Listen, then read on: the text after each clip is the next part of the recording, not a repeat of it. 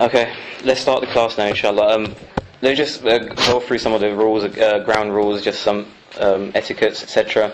When we walk into a mosque, you may have found that you are asked to take your shoes off. Please don't feel uneasy or uncomfortable in doing so. We don't wear our shoes around our place of worship because we prostrate on the ground, and sometimes our shoes, when we walk outside, it might have filth on them, it might have some impurity on them, and the place where we pray has to be pure. So even in a Muslim home, generally we don't walk around the house with our shoes on, because we pray in any room when the time for prayer comes.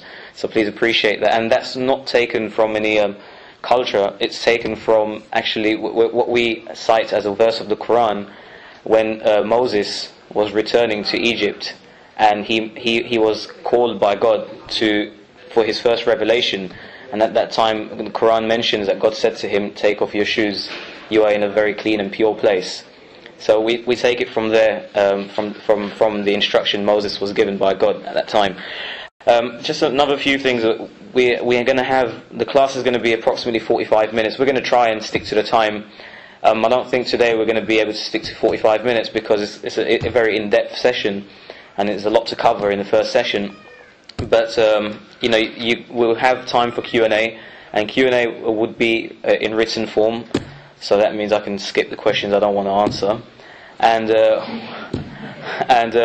However, I would like to request that this, and just a reminder that this class is completely informational, and it's just, the reason for this class is to create a better understanding and an environment of tolerance and understanding of cultures and religions, rather than making it a comparison, or you can compare certain aspects of the religion, with your own beliefs, but this isn't a place for critical analysis.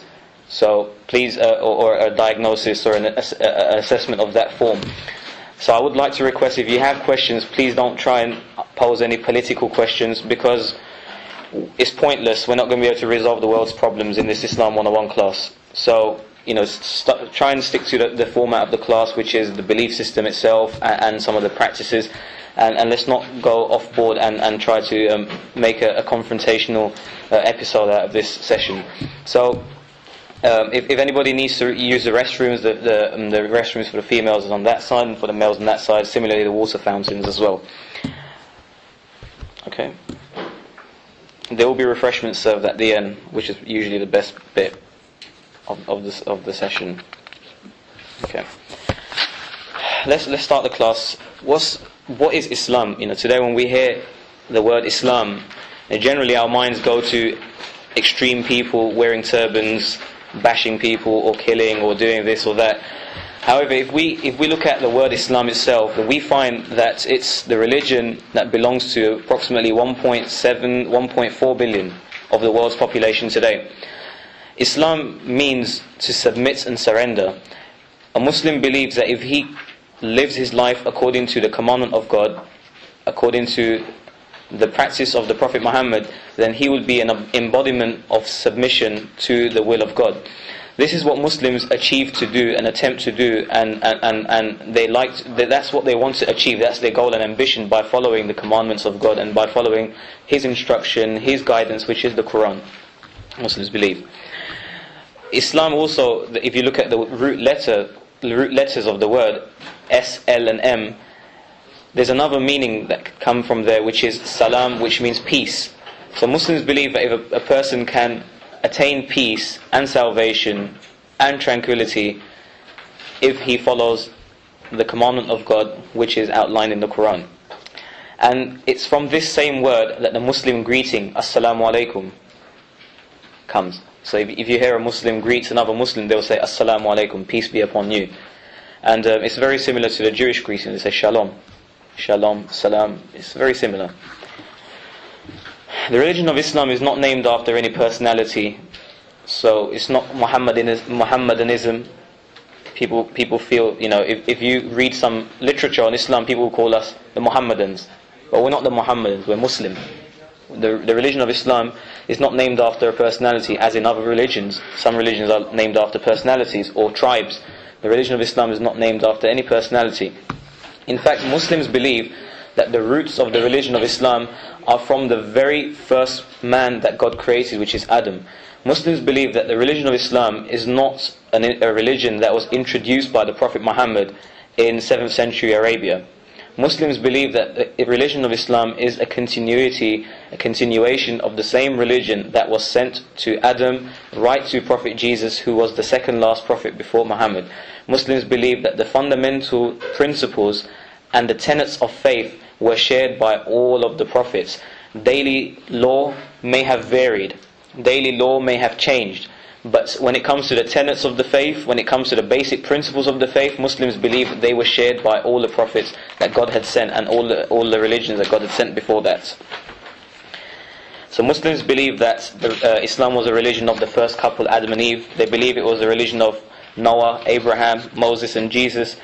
And God mentions in the Quran to Abraham that to whom all three monotheistic faiths establish a link, that he was neither a Jew nor a Christian in those terminologies. He was a Muslim from the essence of submitting his life to God, and that he shared the same tenets and beliefs and principles that were shared by all prophets, even the religion of Islam shares. Okay. How many Muslims are there in the world, and where are they found? Well, like I mentioned already, 1.7 billion, it says here, approximately 1.5 billion Muslims around the world today you will find. And it's interesting to note that Muslims you see around the world, when people hear the word Muslim, generally they think of Middle Easterns. Generally they think of Arabs or Middle Easterns. But only 20% of the Muslim population is made up of Middle Easterns or Arabs. The rest of the 80% of Muslims are found across the world, across the globe. Most of the Muslims are probably found in Asia. And the largest Muslim country, or the country that holds the largest Muslim population, is Malaysia. Okay. And Africa, you'll find many Muslims, millions and millions of Muslims in Africa. And you will find a lot of Muslims who have migrated from those lands into Europe and also the United States of America. In the United States of America, I think you have approximately 6 to 7 million Muslims. And you will find a very interesting point that you'll find in the religion of Islam, that there is no limitation in terms of ethnicity or race or in colour, language. You'll find Muslims of all colours, all languages, all ethnicities and all cultures. And this symbol of power and unity can be found in the historical event that takes place every year, which is the Hajj. If a person travels to Mecca in the month of Hajj, they will see people of all colours, all races, all ethnicities, all different continents and cultures, all combining to perform one ritual, which is the Hajj. And this is the same event that changed the mind of Malcolm X. If you read the history of Malcolm X, you would find that he was first affiliated to the Nation of Islam. But when he went to the Hajj and he saw this powerful symbolism of unity, then he was convinced that this must be the true religion for himself, and he embraced Islam. Now we'll move on. That was just a basic introduction of Islam, what Islam means, and where you will find Muslims, etc. What are the basic tenets of the faith? What are the fundamental principles of the Islamic faith? As I mentioned earlier, there are two aspects that we would like to cover today. One of them is the inward aspects, the internal aspects, which are beliefs, and external aspects, which are the practices. So, in order for one to be called a Muslim, by essence he must have faith in the following 6 things that we're going to discuss.